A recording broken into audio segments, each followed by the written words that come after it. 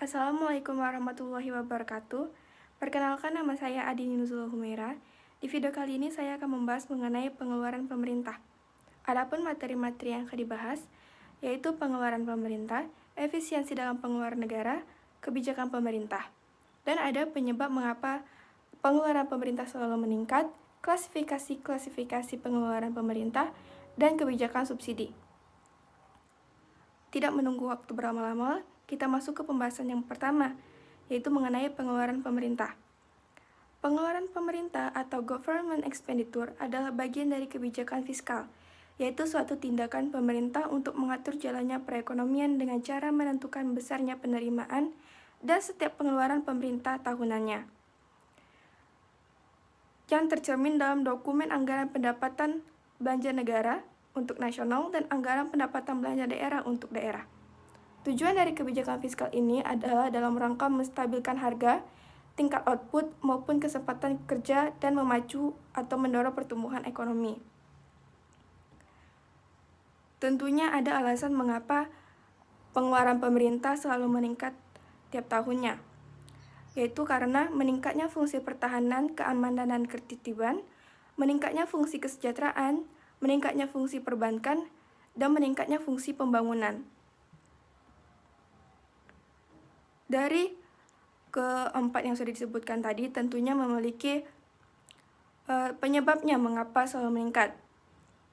Terdapat 3 sebab pengeluaran pemerintah, yaitu pengaruh dari jumlah penduduk, pengaruh inflasi, dan pengaruh kurs. Dengan tanda koefisien positif, maka variabel perubahan jumlah penduduk dan pengaruh kurs telah sesuai dengan hipotesis penelitian dan signifikan mempengaruhi perubahan pengeluaran pemerintah, di mana jika perubahan jumlah penduduk dan pengaruh kurs mengalami peningkatan, maka akan dibarengi dengan naiknya perubahan pengeluaran pemerintah. Berbeda dengan pengaruh inflasi, di mana jika perubahan inflasi mengalami peningkatan, maka akan dibarengi dengan turunnya perubahan pengeluaran pemerintah. Sedangkan dalam teori ekonomi makro, pengeluaran pemerintah terdiri dari 3 pos utama, yakni pengeluaran pemerintah untuk membiayai barang dan jasa, pengeluaran pemerintah untuk gaji pegawai, dan pengeluaran pemerintah untuk transfer payment, misalnya pembayaran subsidi atau bantuan langsung kepada berbagai golongan masyarakat, pembayaran pensiun, dan pembayaran bunga atau pinjaman. Termasuk ke pembahasan efisiensi dalam pengeluaran negara. Efisiensi sendiri menurut Kurnia tahun 2006 didefinisikan sebagai suatu kondisi ketika tidak mungkin lagi relokasi sumber daya dilakukan untuk meningkatkan kesejahteraan masyarakat. Atau dengan kata lain, setiap rupiah yang dibelanjakan oleh pemerintah daerah menghasilkan kesejahteraan masyarakat yang paling optimal. Ketika kondisi tersebut terpenuhi, maka dikatakan pengeluaran pemerintah telah mencapai tingkat yang efisien.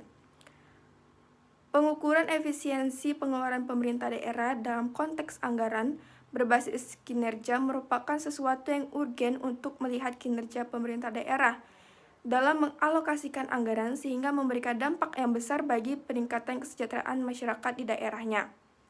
Menurut Hereran Ouedraogo tahun 2018, pemerintah negara-negara berkembang biasanya menghabiskan antara 20 dan 30% dari produk domestik bruto. Oleh karena itu, perubahan kecil dalam efisiensi belanja publik dapat berdampak besar pada pertumbuhan produktivitas agregat dan tingkat produk domestik bruto. Lalu kita masuk ke klasifikasi pengeluaran pemerintah. Bagan Akun Standar atau singkatannya BAS merupakan daftar kodifikasi dan klasifikasi terkait transaksi keuangan yang disusun dan digunakan secara sistematis sebagai pedoman dalam perencanaan, penganggaran, pelaksanaan anggaran, pelaporan keuangan pemerintah, dan proses validasi transaksi keuangan pemerintah. Penetapan penggunaan Bagan Akun Standar ini sebagai pedoman dalam mekanisme pengelolaan keuangan negara didahului dengan pembentukan suatu kerangka dasar dalam bentuk satu kerangka kerja atau disingkat atau yang disebut juga sebagai Single Framework, Bagan Akun Standar. Dengan adanya Single Framework ini, maka Bagan Akun Standar memfasilitasi kebutuhan klasifikasi para penggunanya. Klasifikasi dalam pengeluaran pemerintah atau pengeluaran negara dibagi menjadi 9. Yang pertama, belanja pegawai.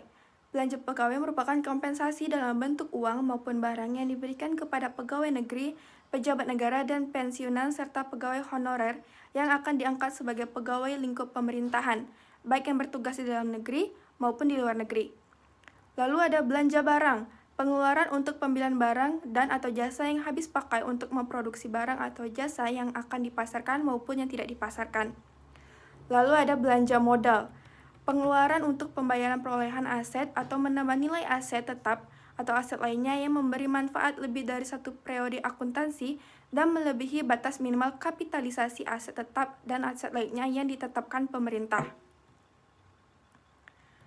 Selanjutnya, belanja bunga utang, pembayaran kewajiban atas penggunaan pokok utang, baik utang dalam negeri maupun utang luar negeri yang dihitung berdasarkan ketentuan dan persyaratan dari utang yang sudah ada dan perkiraan utang baru termasuk untuk biaya terkait dengan pengelolaan utang. Kelima, belanja subsidi, alokasi anggaran yang diberikan kepada perusahaan atau lembaga untuk memproduksi, menjual, mengekspor atau mengimpor barang dan jasa yang memenuhi hajat hidup orang banyak sedemikian rupa sehingga harga jualnya dapat dijangkau oleh masyarakat. Keenam, belanja bantuan sosial, yaitu transfer uang atau barang yang diberikan oleh pemerintah pusat atau daerah kepada masyarakat guna melindungi dari kemungkinan terjadinya resiko sosial. Dan ketujuh, belanja hibah, belanja pemerintah pusat dalam bentuk transfer uang atau barang kepada pemerintah negara lain, organisasi internasional, BUMN atau BUMD, dan pemerintah daerah yang bersifat sukarela. Dan kedelapan, belanja lain-lain. Dan terakhir, transfer ke daerah. Semua peralatan negara yang dialokasikan kepada daerah untuk membiayai kebutuhan daerah dalam rangka pelaksanaan desentralisasi. Selanjutnya kita akan masuk ke pembahasan mengenai kebijakan pemerintah sekaligus kebijakan subsidi. Yang pertama yang kita bahas yaitu kebijakan itu sendiri. Kebijakan menurut Anderson tahun 1979, kebijakan merupakan arah tindakan yang mempunyai maksud yang ditetapkan oleh suatu aktor atau sejumlah aktor dalam mengatasi suatu masalah atau persoalan. Tentunya konsep kebijakan ini mempunyai implikasi tersendiri, yaitu titik perhatian dalam membicarakan kebijakan berorientasi pada maksud dan tujuan, bukan sesuatu yang terjadi begitu saja, melainkan sudah direncanakan oleh aktor-aktor yang terlibat dalam sistem politik. Lalu suatu kebijakan tidak berdiri sendiri, tetapi berkaitan dengan berbagai kebijakan lainnya dalam masyarakat. Kebijakan adalah apa yang sebenarnya dilakukan oleh pemerintah dan bukan apa yang diinginkan oleh pemerintah. Kebijakan dapat bersifat positif dan negatif, dan kebijakan harus berdasarkan hukum sehingga memiliki kewenangan masyarakat untuk mematuhinya. Dalam buku yang berjudul Contemporary Economics milik Milton H. Spencer dan Orley M. Amos Jr. mengemukakan bahwa subsidi adalah pembayaran oleh pemerintah untuk suatu rumah tangga atau badan usaha dengan maksud mencapai tujuan. Jadi singkatnya, subsidi adalah bantuan intensif atau komoditas dari pemerintah yang diberikan kepada masyarakat, yayasan, atau komunitas tertentu. Subsidi merupakan salah satu instrumen kebijakan fiskal yang dilakukan pemerintah dalam rangka menjaga pemerataan terhadap akses ekonomi dan pembangunan. Fungsi subsidi adalah melakukan koreksi terhadap ketidaksempurnaan pasar atau market imperfections. Tujuan utama dalam kebijakan subsidi di Indonesia adalah menjaga kelompok masyarakat miskin agar tetap akses terhadap pelayanan publik, pembangunan ekonomi, dan sosial. Kebijakan subsidi harus diarahkan untuk dua jenis barang atau jasa, yaitu public goods dan quasi atau mixed goods. Dalam public goods, negara sepenuhnya memberikan jaminan kepada warga negara tanpa kecuali untuk mendapatkan akses yang luas terhadap barang atau jasa tersebut. Sedangkan dalam quasi mixed goods, intervensi negara sedikit berkurang. Negara hanya memberikan pelayanan terhadap kelompok yang memang tidak mampu secara sempurna mendapatkan akses terhadap barang atau jasa tersebut.